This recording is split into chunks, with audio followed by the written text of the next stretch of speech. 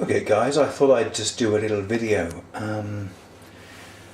As you can see here, we've got some pretty simple ingredients.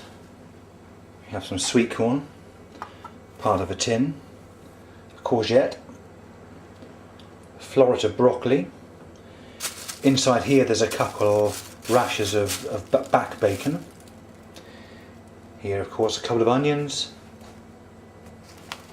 We've got our good old trusty mushrooms, some cheese and a little bit of margarine. And today I thought I would cook a quiche.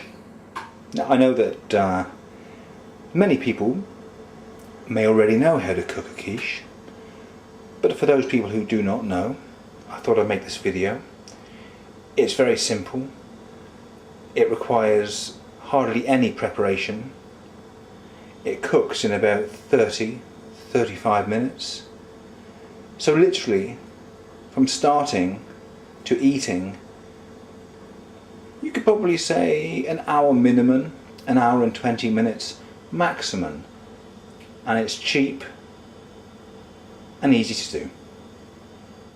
Just as an afterthought, I thought I would show you how I dice the vegetables. First of all, we'll take the courgette. We won't go through them all because it would take too long, but the principle can apply to all the vegetables. Just cut the courgette down the middle and then simply slice the courgette lengthways to a width of about half a centimetre or thereabouts.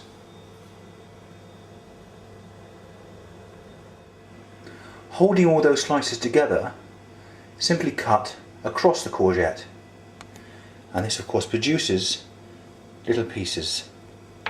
It's a very, very quick way to dice vegetables up.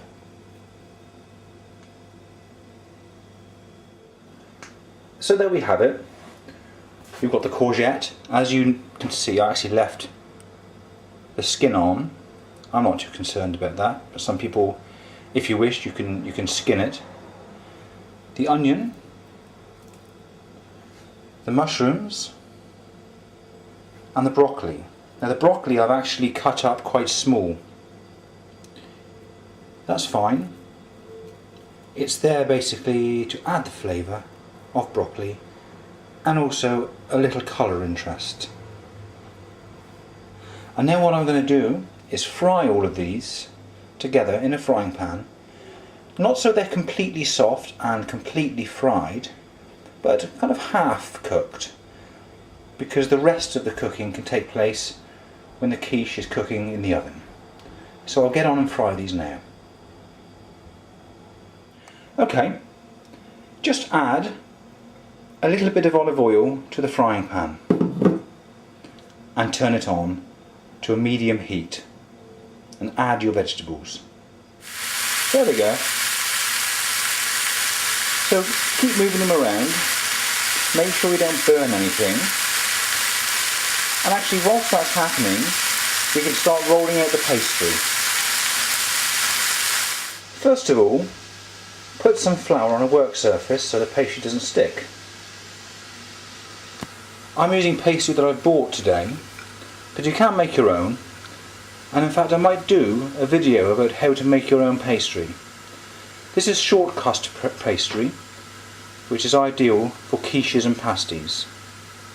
We probably won't need that much, but I'll roll out all of it, and then that which I do not use I can refreeze. Ensure that your rolling pin has plenty of flour on it. You don't want it sticking to the pastry. Roll the pastry out from the centre and turn the pastry over regularly.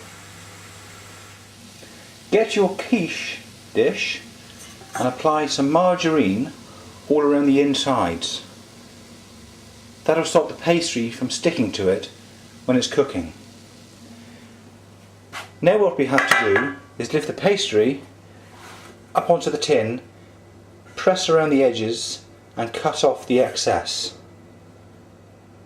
As you can see, I've pressed the pastry to the inside of the quiche tin.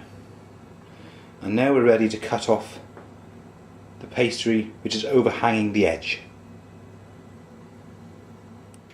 The vegetables have finished cooking and I've transferred them to a handy bowl. I need a saucepan now to cook the bacon. I like it quite crispy. Whilst the bacon has been frying, I've taken the opportunity to grate some cheese. Although the cheese I'm using today are two different colours, they are in fact both cheddar. That is my fire alarm, and it annoys me a lot. Now that I've shut the door of the kitchen, so the fire alarm does not go off again, I have removed the bacon and cut it into small pieces. This will go in the quiche.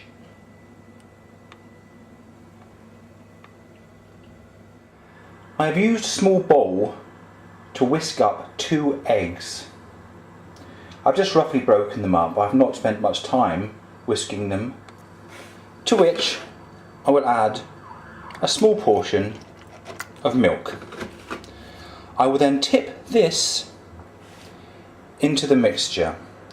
As you can see, I have added some of the cheese, but I have retained a little bit for the top of the quiche. So let's go ahead and add that to the quiche filling. I discovered some cherry tomatoes in my fridge, which I've added to the top of the quiche. I'll pat them down to make sure that they're in the liquid. There does not appear to be a great deal of liquid in this quiche, but the 2 eggs and the milk will help bind everything together. Next we have to add the finishing touches, which is the cheese, which can be sprinkled generously on the top of the quiche. And there she blows. A lovely quiche ready for the oven, full of goodness and costing very little. I think the total time from beginning to this stage is about 20 minutes.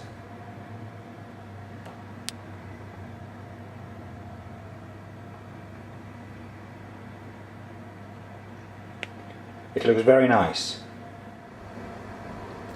I've got a gas oven and I've set it to about 200. Now we'll pop it inside and leave it go for about half an hour.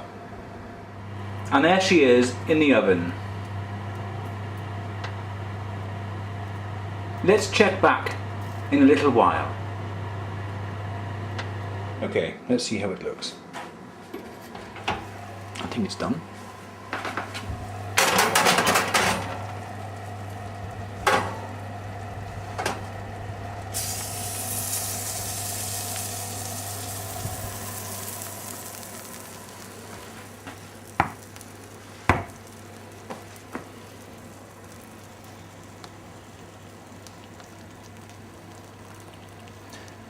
Nice and crispy on the top, the grated cheese, looking lovely.